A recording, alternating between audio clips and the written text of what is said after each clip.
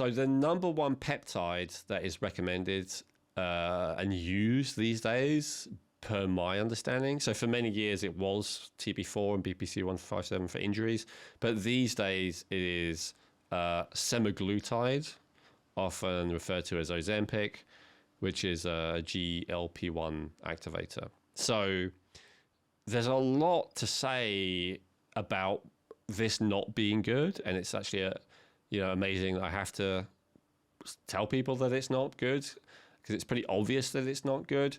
But I also completely understand why so many people are using it, and it's because it does actually work. So let's talk about what it is, how it actually works, and then it'll probably be quite apparent why I don't use it or recommend it. What it is something that tells your body it's already full.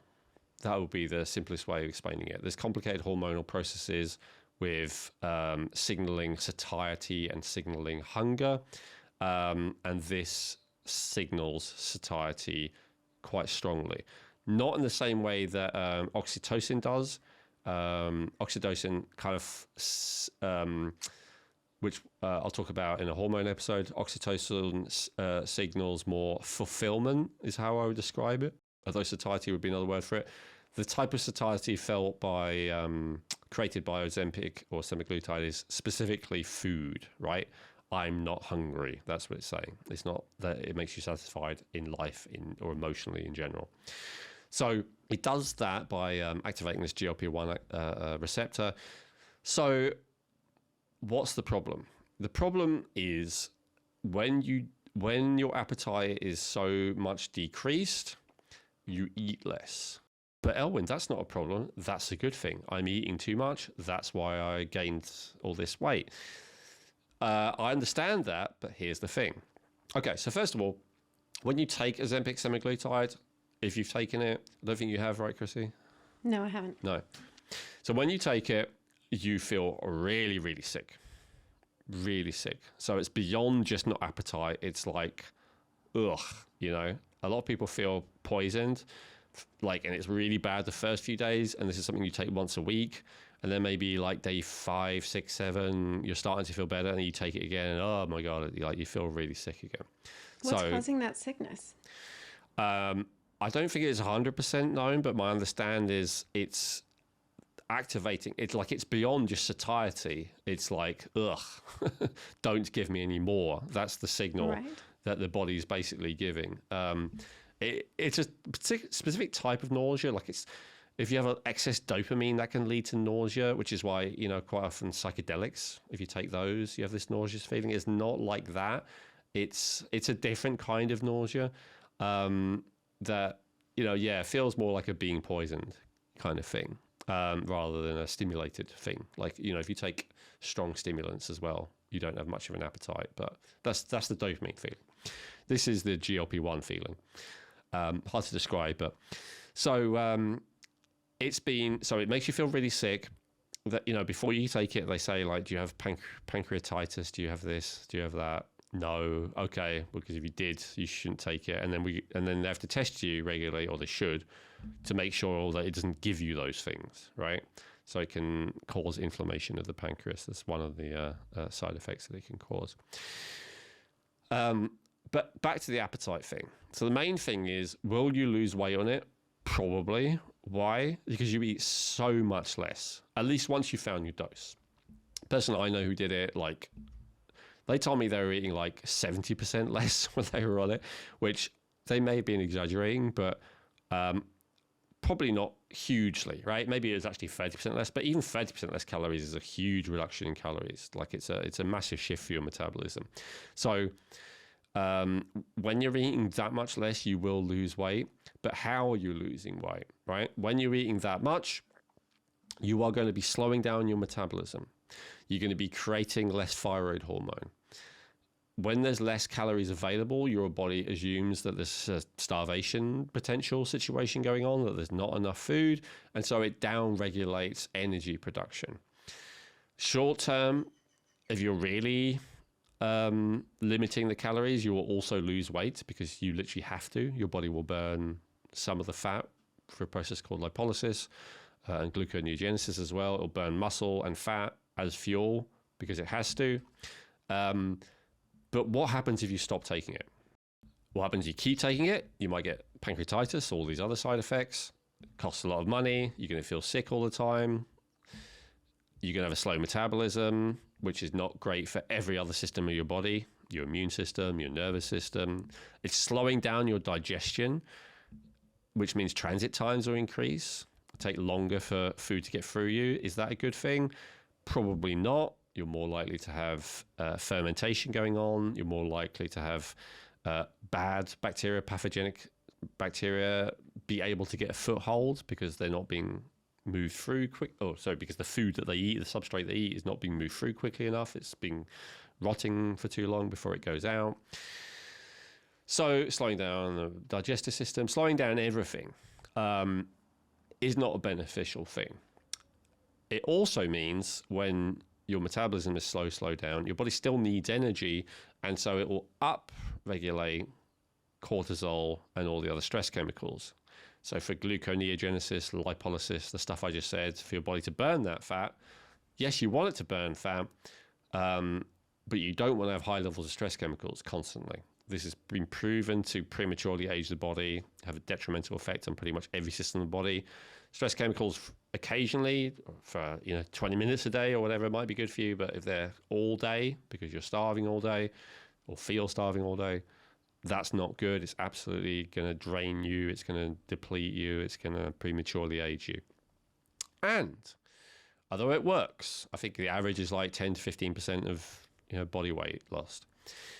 As soon as you stop eating it, it's exactly the same problem as if you're dieting, but worse, because most people can't diet to the degree that you are able to diet with semaglutide.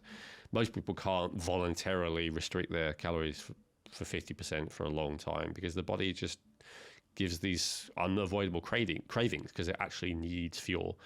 And so with the semaglutide, you can repress that craving, but you're going to end up depleted in nutrients and you're going to end up with slow metabolism.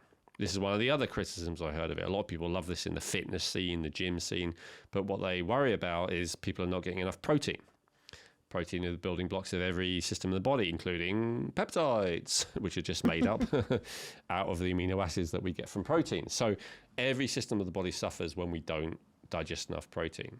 So most people who are taking semaglutide are not making sure, make sure I get all the protein I need, and make sure I get all the vitamins I need, and make sure I get all the minerals I need, and then the right essential fats, and do all that while still having way less calories. Most people don't manage that. Most people don't manage it with a normal amount of calories or an excessive amount of calories, let alone with a restricted amount of calories. It's very difficult to get all those nutrients with so few calories. So unless you're really on top of it, you're likely to end up nutrient depleted, and you will definitely end up with a slower metabolism and an underactive thyroid. Then what happens when you stop taking it? The kind of good news about the sickness is as soon as you stop taking it, the sickness and the nausea and all the rest goes away.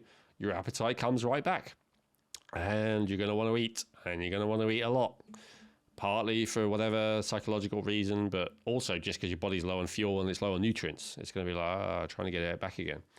And then you're going to be eating excessively on a slow metabolism. What's that going to do? It's going to make you gain weight. So I don't want to get all conspiratorial, but I don't understand why things like this are popularized and pushed even by, extremely successful people who I respect. Are using this or recommending it when it makes so much sense and it's so much more effective to just optimize the basic hormones that relate to weight, which would be, and we talked about this in the weight loss episode, but in a nutshell, it's the sex hormones like progesterone, estrogen, testosterone, it's thyroid, it's insulin.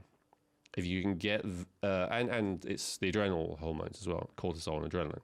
If you can get those balanced and you can get those sorted, which actually is not that difficult, as long as you have a doctor who tests you and gives you what you need, it's so much more effective and it's actually sustainable, which semaglutide and Ozempic is not.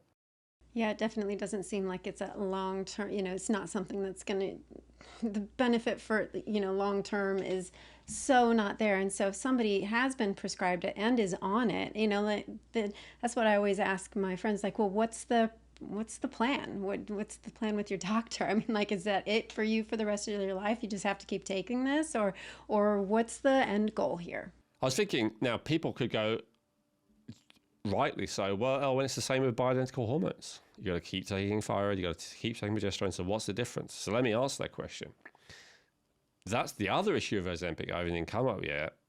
I haven't even said yet, is you feel like crap the whole time you're on it. You're not eating enough food. You're not enjoying the food you are eating in many cases. So you don't have enough energy to do stuff. Every system of your body isn't working as well. You don't feel good most of the time. Now, because you're losing weight, maybe psychologically you're going to feel better in some way. But if you compare that to optimizing your testosterone and progesterone, which is going to give you, the right confidence and relaxation, all the rest of it, optimizing your adrenals so you're going to be cool and relaxed, but with enough focus and clarity, optimizing your thyroid, which means you're going to have an abundant amount of energy, a strong, fast metabolism, like optimizing your insulin, which means that you're going to be balanced, and insulin and estrogen and thyroid are really like the primary drivers for weight gain in the first place. So you feel so much better when you take hormones. In fact, one of the criticisms about hormones is almost it's like it's cheating because it works so well and you feel so much better, whether it's men taking TRT in their 50s or women taking bioidentical, usually progesterone and testosterone, sometimes estriol as well. Like, everyone always talks about how amazing they feel and they wish they'd done it earlier.